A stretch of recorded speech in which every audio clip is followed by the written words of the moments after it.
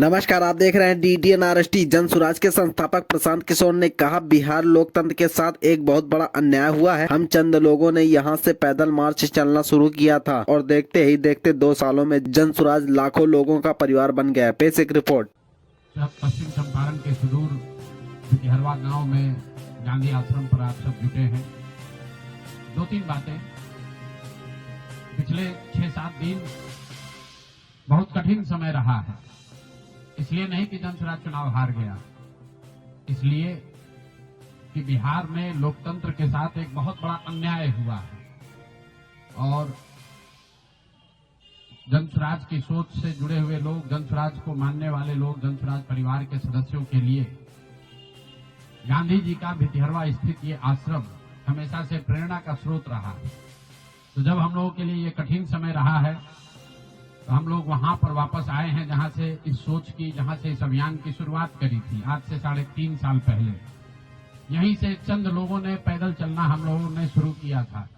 देखते देखते 2-2.5 बरस में जन स्वराज लाखों लोगों का परिवार बन गया। लाखों लोग इस सोच से जुड़े और सबसे बढ़ के बिहार में लाखों ऐसे लोग हैं जिनके मन में ये आशा जगी कि बिहार में भी कुछ बदल सकता है, बिहार में भी व्यवस्था बदल सकती है, बिहार में भी बच्चों के लिए पढ़ाई हो सकती है, यहाँ पर भी रोजगार हो सकता है, यहाँ पर से भी पलायन बंद हो सकता है।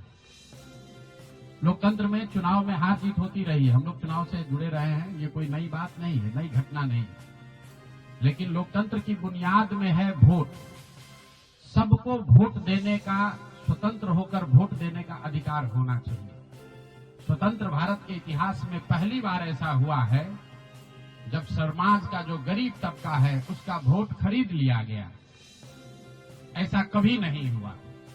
मैं बहुत जिम्मेवारी से कह रहा हूं, 75 साल के देश के इतिहास में ऐसा कभी नहीं हुआ कि सरकार ने गरीब तबके के करोड़ों वोट 10-10 हजार रुपए में खरीदा है, 5.5 रुपया दैनिक के हिसाब से।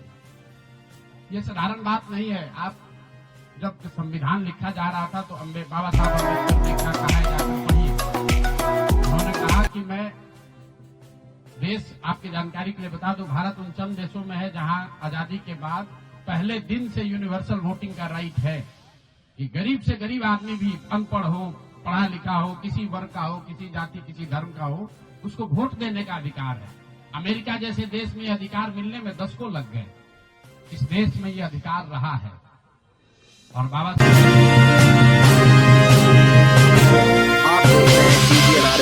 साहब ने कहा कि मैं लोगों को हथियार नहीं, उनको वोट का अधिकार दे रहा हूं और वो वोट के अधिकार से ही पूरी व्यवस्था बनती चलती है। सरकार चुनाव के पहले योजना निकालती है कि जो लोग भी गरीब हैं, जो लोग, आप जो कैबिनेट का डिसीजन है उसको पढ़िए, उसमें लिखा गया है कि जो लोग भी इनकम टैक्स नहीं देते हैं और जो सरकारी नौकरी नहीं करते हैं, वो सारे परिवार के लोग, उनको 2-2 लाख रुपया दिया जाएगा रोजगार करने के लिए और फिर अगले 1 महीने तक सरकारी व्यवस्था लगाकर महिलाओं को 10-10 हजार रुपए देकर उनका वोट खरीदा जाता है। उनके पीछे सरकार की व्यवस्था लगती है, वो पैसा लेकर बदल ना जाए। उनको जीविका के समूहों से जोड़ा गया, उनको जीविका की दीदियों को उनके पीछे लगाया गया कि भाई तुम जाकर इसी पर वोट करना। ये हुआ है तब आपको ये प्रचंड बहुमत दिख रहा है। कल गांधी मैदान में लोग शपथ ले रहे हैं, शुचिता की शपथ ले रहे हैं। हम लोग नीतीश कुमार को ईमानदार व्यक्ति मानते हैं। मैं व्यक्तिगत तौर पर उनसे जुड़ा रहा हूं, व्यक्तिगत तौर पर ईमानदार। लेकिन ये ईमानदारी की कौन सी परिभाषा है? सिर्फ कॉन्ट्रैक्टर से और ट्रांसफर पोस्टिंग में पैसा लेना ही बेईमानी नहीं है। संविधान में जो बात लिखी गई है उसकी अवहेलना भी बेईमानी है।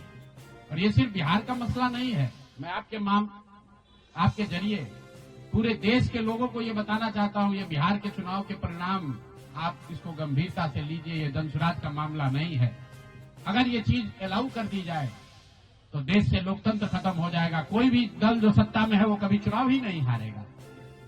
किसी भी सरकार के लिए 15, 20, 30 हजार करोड़ रुपया कहीं से कर्ज लेकर भी लोगों से को बांटने में कोई दिक्कत नहीं, कोई कर सकता है। आप देखिए, बिहार सरकार के पास पैसा नहीं था, कंटीजेंसी फंड से पैसा डाइवर्ट करके, वर्ल्ड बैंक का पैसा जो दूसरे काम के लिए था उसको डाइवर्ट करके ये वोट खरीदा गया। और मैं बिल्कुल गंभीरता से दावे के साथ कह रहा हूं, कैमरे पर कह रहा हूं कि सरकार ने ये 10-10 हजार रुपए में वोट खरीदा है। अगर मैं गलत कह रहा हूं तो सरकार हम पर केस कर दे, हमको जेल में डाल दे, पीछे हटने वाले नहीं। गांधी जी ने जब अहिंसा की परिभाषा लिखी है तो उसमें लिखा है कि अन्याय का प्रतिकार होना चाहिए। हमारा कोई द्वेष नहीं है, हमारा कोई झगड़ा नहीं, हमारी कोई लड़ाई नहीं, लेकिन ये अन्याय है। ये अन्याय जनसुराज के लिए नहीं है, राजनीतिक दलों के साथ नहीं है, कैंडिडेट के साथ नहीं है जो जीते और ये अन्याय उन गरीब लोगों के साथ है जिनको आपने 10,000 रुपए का लालच देकर उनका वोट खरीद लिया, उनके बच्चों के पढ़ाई का हक छीन लिया, उनके बच्चों के रोजगार के सपने को छीन लिया। ये अन्याय है और उस अन्याय के सामने हम लोग झुकने वाले नहीं है, जनसुराज झुकने वाला नहीं है। इसीलिए एक दिन का आकर यहाँ